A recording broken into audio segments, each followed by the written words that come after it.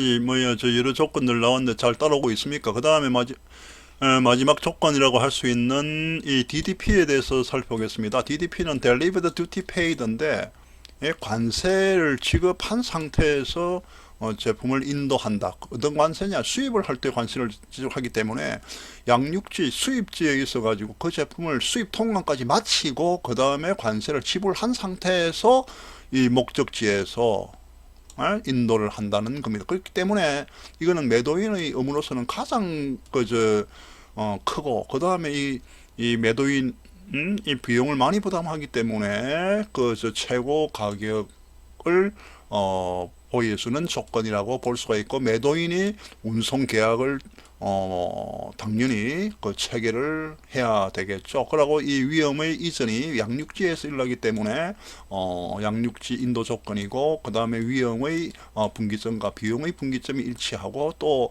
이 관세까지 수출업자가 부담을 해야 되기 때문에 이 수출 통관뿐만이 아니라 수입 통관 모두 매도인이 부담을 하는 그런 조건입니다. 그래서 여기 조금 더 추가 설명을 하게 되게 되면은 이 수입 통관된 물품, 그러니까 수입 통관 누가 한단 말이에요? 매도인이 수입 통관을 시켜 가지고 지정된 목적지에서 이 도착 운송 수단에 실린 채 이 양화 준비된 상태로 매수인의 임의 처분하에 놓였을 때가 이 위험 부담의 분기점이고, 비용 부담의 분기점입니다. 그 다음에 지금까지 우리가 살펴봤던 것은 DDP 까지 해서 11개의 인코텀즈 2010에 나왔던 조건들에 대해서 주로 살펴봤습니다. 여하튼 2020년 1월 1일부터 여기 보다시피 국제상업회의소에서 개정한 것이 발효가 되었는데요. 여기에 대해서 살펴보겠는데, 이러한 앞에 나온 주요 구성은 여러분들이 크게 중요하지 않은데, 그 중에서도 가장 중요한 것이 어떠한 조건이 바뀌느냐. 앞에서 나왔던 보세요. 오른쪽에 있는 FAS, 그 다음 FOB, CFR, CIF 이 네 가지 조건이 해상 운송이라든지 내수로 운송에 적용된, 이건 변함이 없습니다. 그런데 여기 보다시피 11개 중에서 이 4개 중에 EXW, FCA, CIP, CPT, DAP, DDP는 그대로 이렇게 사용 되고 있는데, 바뀐 거라고는 이 DPU라고 하는 조건이 아까 저게 DAT라고 하는 조건을 대체했다 하는 것이 인코텀즈 2020의 변화 개정 중에서 주요한 내용입니다. 여기 나오는 article by article text of rules, 이거는 여러분들이 그렇게 중요한 사항이 아니니까 넘어가도록 하겠습니다.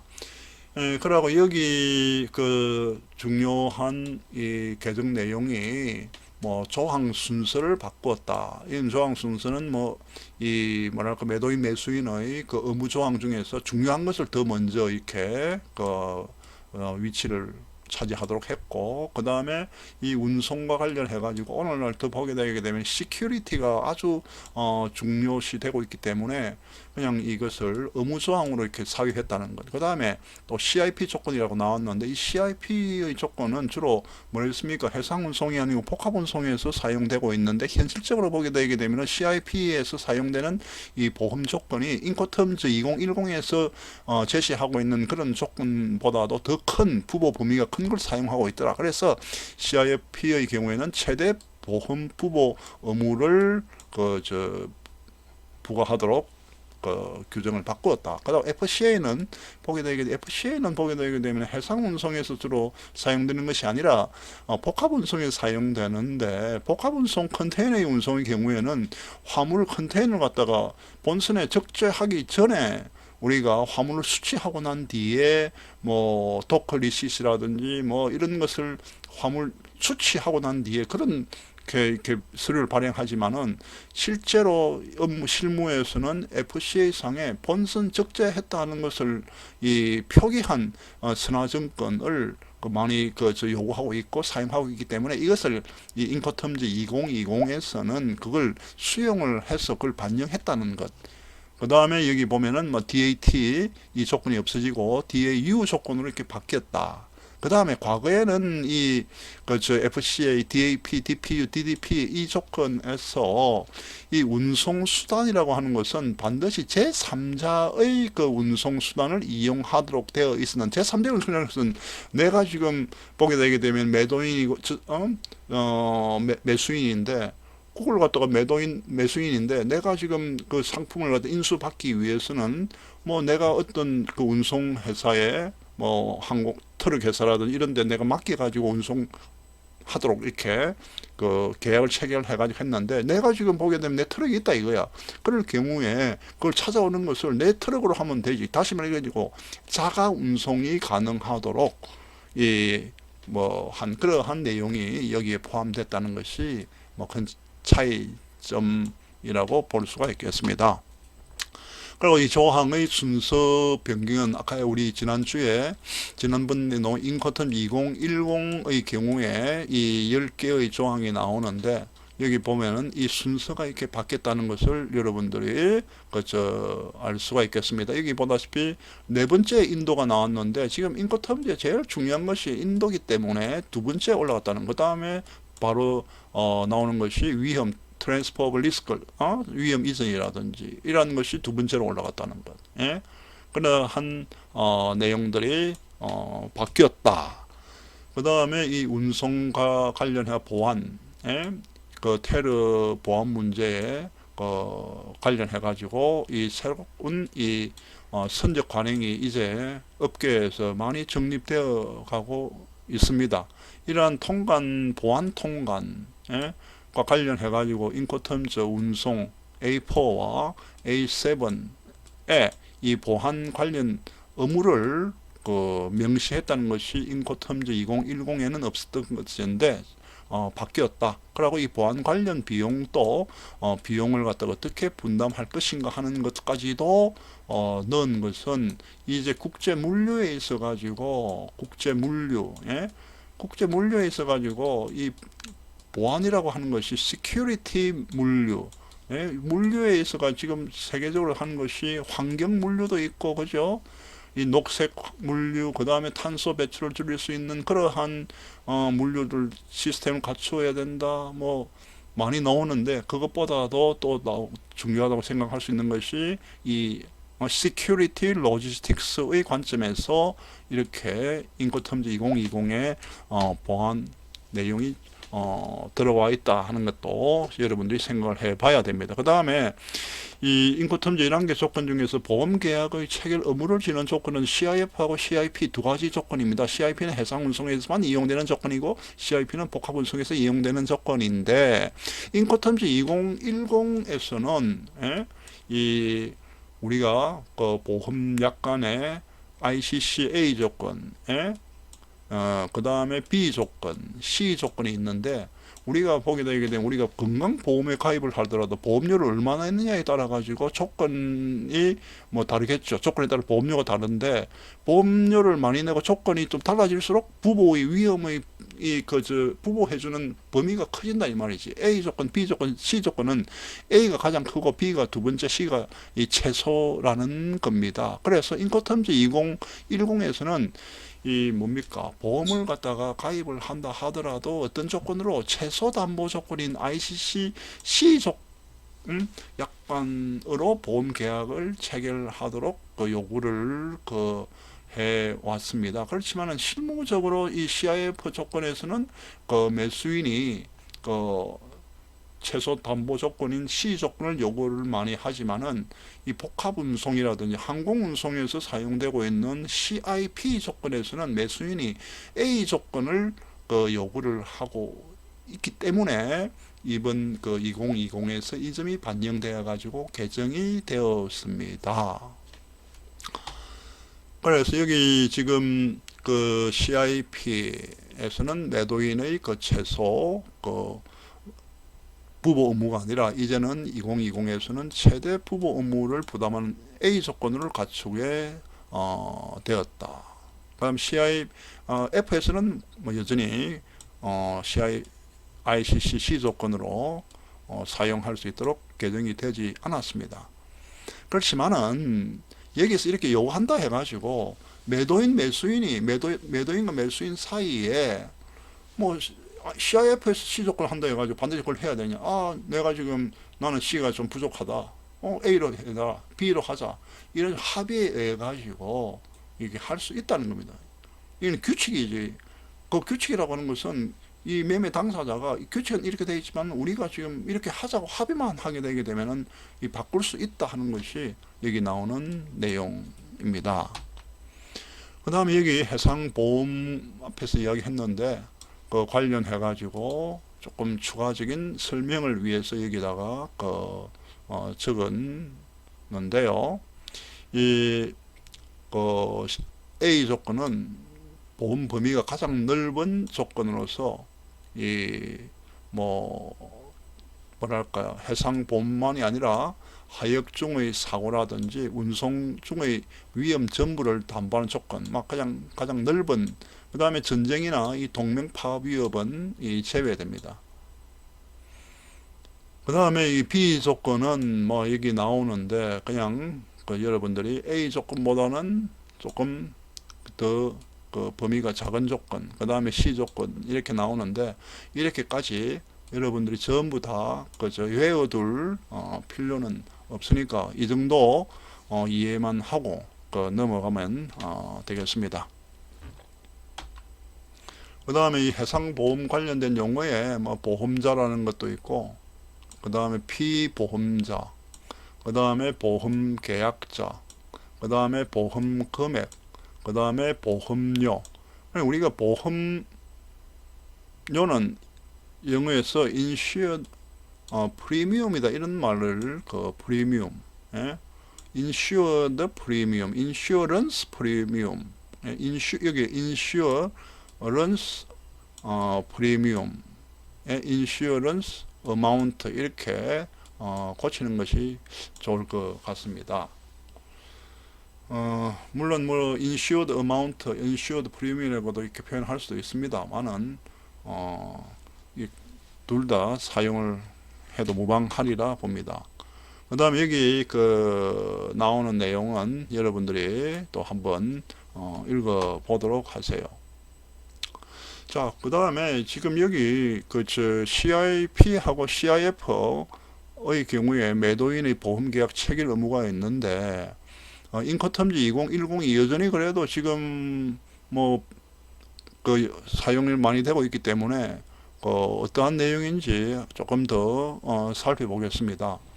인커텀지 2010에서는 여하튼 CIF를 놓고 볼 때 ICC 약관의 최소 담보 조건에 따른 적하 보험을 체결하도록 하고 있습니다. 그런데 이 보험 계약을 체결할 때 인커텀지 상에 나오는 내용이 형편없는 그런 보험회사하고 체결해서는 안 되고 평판이 있는 보험회사라든지 보험인수업자, 언더라이터라고 이렇게 표현하죠. 그 다음에 보험자로부터 직접 보험금을 청구할 수 있어야 됩니다. 매수인이 보험금을 직접 청구할 수 있어야 되고, 그 다음에 매수인이 요청하면은 아무리 CIF에서 C 약관을 따른다 하더라도 매수인이 추가로 자기가 그 비용은 자기가 부담하겠다 해서 A 조건이라든지 B 조건으로 이렇게 보험 계약을 체결하도록 할 수 있다는 겁니다. 이게 앞에서 이야기했던 보험 조건의 변형에 해당되는 설명과 관련 있는 내용입니다. 그 다음에 매수인이 이렇게 추가 보험을 하도록 요청을 하면은 추가 보험과 관련해 가지고 보험 계약을 체결할 때 정보가 필요합니다. 그래서 그런 경우에 이 매도인은 매수인의 요청에 따라서 추가 보험료 이 부보 시에 매수인에게 서로 필요한 정보를 서로 이렇게 교환 할 수 있어야 되고요. 그 다음에 보험 금액, 그 말은 보험 사고가 발생했을 때 피보험자 아니면은 보험 계약자, 다시 말해가지고 피보험 이익을 갖는 사람, 피보험 이익을 갖는 사람이 하게 되면, 우리가 예를 들어서 내가 내 자식을 위해 가지고 내가 보험 계약에 들어와 가지고 내가 보험료를 납부하지만은 만약에 무슨 일이 발생, 그 집 애가 보험에 관련된 뭐 사고가 있다 하게 되면은 걔가 보험금을 받을 수 있도록, 그 말은 피보험 이익은 내가 아니라 걔 타인이 가질 수도 있다는 것이죠.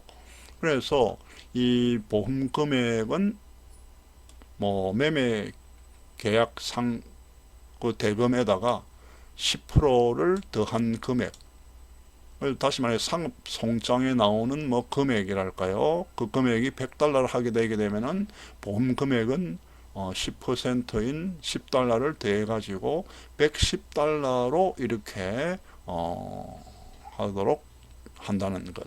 그 다음에 이 보험 계약에 여기 그 사용되고 있는 통화는 이 매매 계약, 무역 계약에서 사용하고 있는 이 통화와 일치하도록 해야 된다는 겁니다. 그리고 이 보험 계약은 이 CIF의 경우에 보험 계약을 매도인이 체결을 하고 여하튼 그 CIF의 경우에 ICCC 조건, 최소 담보 조건으로 보험료를 또 납부를 해야 되기 그런 계약을 체결해야 되기 때문에 그렇게 했다는 증거로서 이 보험 정권, 인슈런스 팔러시를 매도인은 매수인에게 뭐 제공해야 됩니다. 그리고 이 보험 구간이 나온 내용은 여기 적어 두었으니까 여러분들이 한번 보도록 하세요.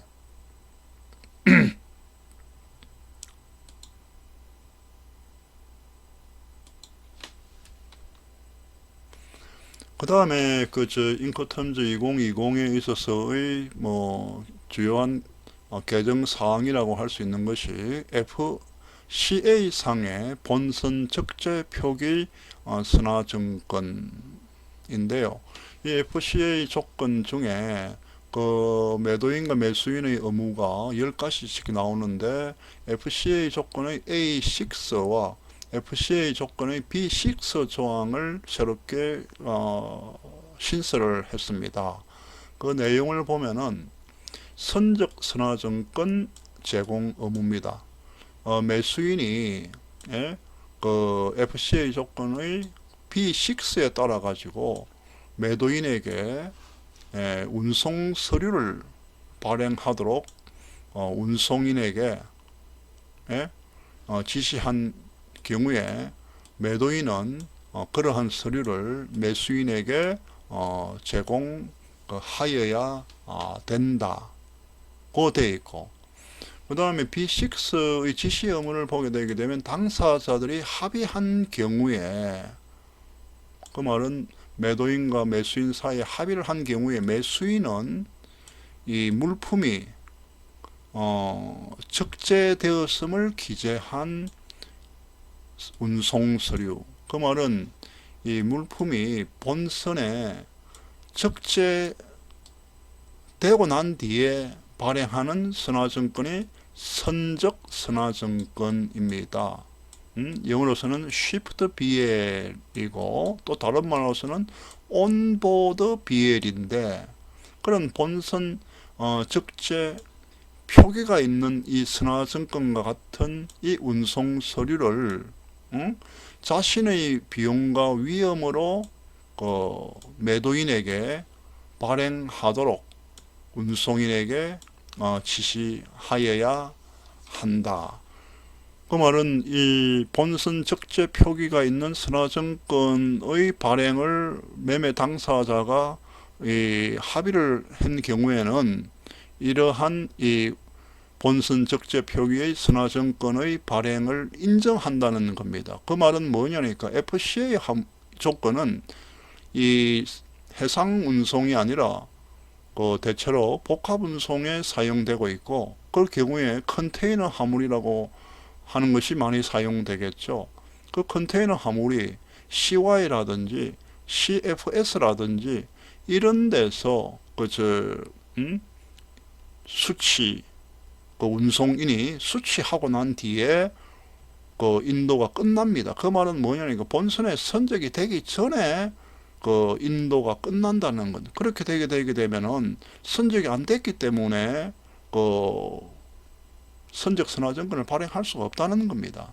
그렇지 않고 본선에 선적을 하고 난 뒤에 선적 됐다는 것을 표기가 있는 그런 선화증권을 발행을 할 수 있도록 그러한 지시를 매수인이 하게 되게 되면은 그러한 서류를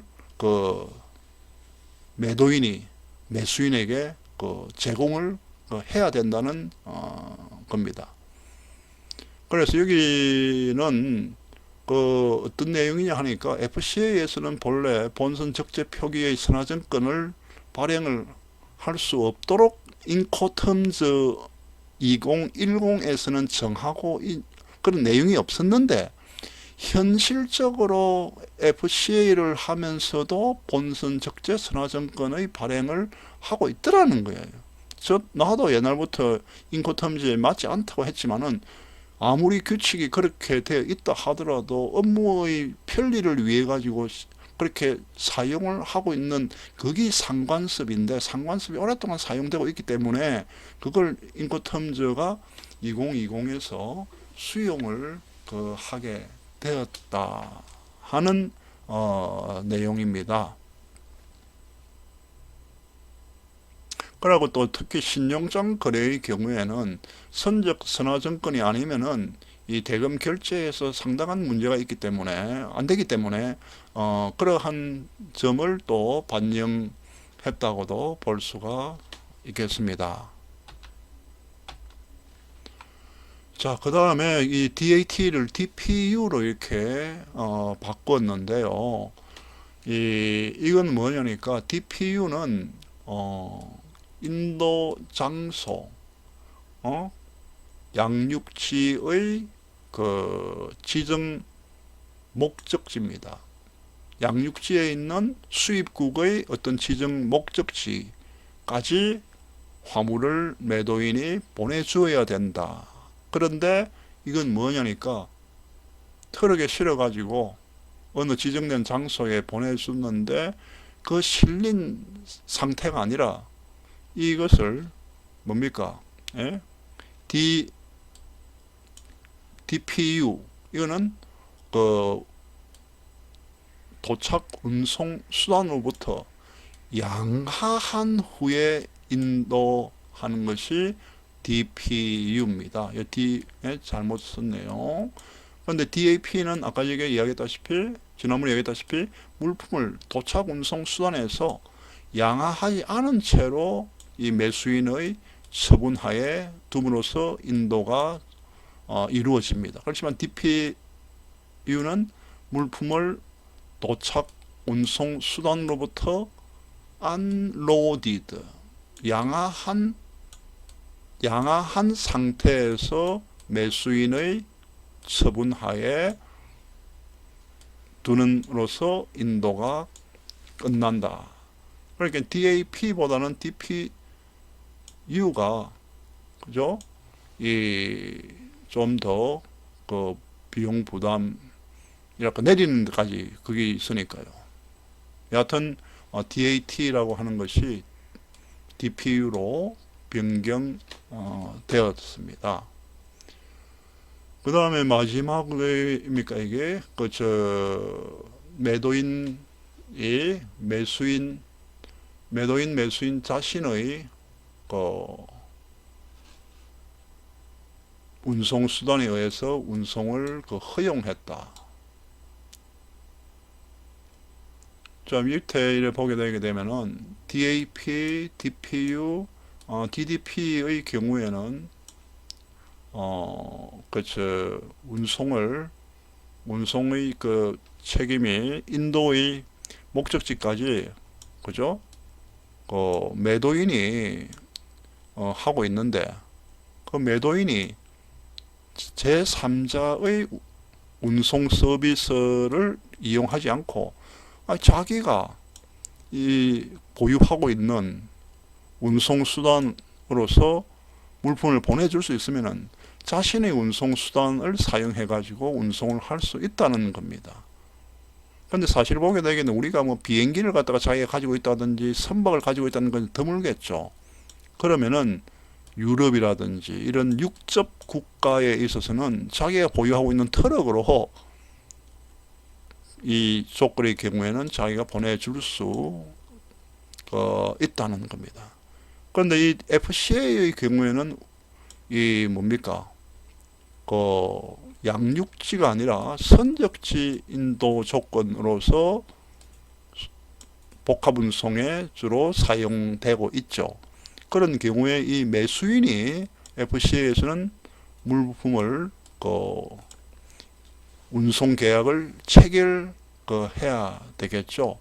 그런데 여하튼 이것도 선박이나 항공이 아니고 뭐 육상 운송으로 이렇게 할 수 있을 경우에 매수인이 자신이 보유하고 있는 뭐 트럭을 이용해 가지고 내가 이 물건을 인수해 오겠다 이렇게 할 수 있다는 겁니다. 그래서 과거에는 이런 매도인과 매수인 자신이 보유하고 있는 운송수단에 대한 운송을 허용한다 하는 그런 문구가 안 나왔는데 인코텀지 2020에서는 그러한 내용이 새롭게 들어왔다는 겁니다. 자, 여하튼 이 인코텀지 2020이 나왔는데 이것은 뭐 2010이든 2020이든 인코텀지는 임의적인 규칙이라는 것, 매매 당사자가 이렇게 되어 있지만은 변형해 가지고도 이렇게 할 수가 있고, 그러고 이 인코텀지 2020이 모두 한 이 국제 매매에 있어서의 관련된 의무와 권리에 대한 내용들을 완전히 커버하는 그런 규칙이 아니라는 겁니다. 그러고 이 또 거래 상황에 적합하도록 그 11개의 조건들을 채택해서 사용할 수가 있도록 했는데 또 변형해서 사용할 수가 있기 때문에 그 변형을 했을 때 이 매매 당사자들은 상당한 문제도 발생할 수 있기 때문에 주의를 하면서 이 변형을 하는데 합의를 하도록 세심한 주의가 필요하다 하는 것. 그리고 또 이렇게 우리가 앞에서 쭉 이야기할 때 위험의 분기와 비용의 분기가 있는데 이 장소를 정확하게 명시하는 것도 우리가 유의를 해야 된다는 내용입니다. 그리고 여기 뒤에 나오는 내용은 불완전한 규칙이라든지 이러한 내용들에 대해서 구체적으로 써놓고 있으니까 여러분들이 시간을 내어서 꼭 한번 검토를 해 볼 수 있기를 바라면서 이번 수업을 마치도록 하겠습니다. 수고했습니다.